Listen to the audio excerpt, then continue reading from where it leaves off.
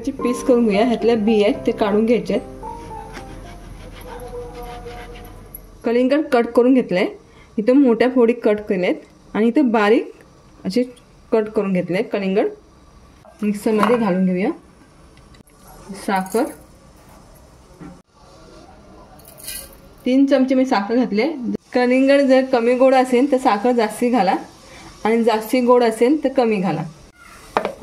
आता कलिंगड चांगला ज्यूस करून घेतलाय। त्या भांड्यामध्ये ओतून घेऊया। मी घेतलं अर्धा लिटर दूध। ते घेतले छोटी वाटी रूह अफजा आणि भिजून घेतला सब्जा। सब्जा तुम्हाला जास्ती कमी कसा पाहिजे त्या हिशोबाने घालायचा आहे। आणि या कलिंगडाचे बारीक कट केलेल्या फोडी ते सगळं मिक्स करून घेऊया।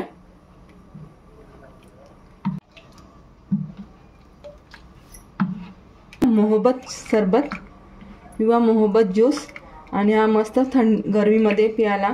कोण पाहुणे आले का त्यांना पण द्यायला मस्त झटपट होते, वेळ पण लागत नाही। बर्फ घालून घेऊया।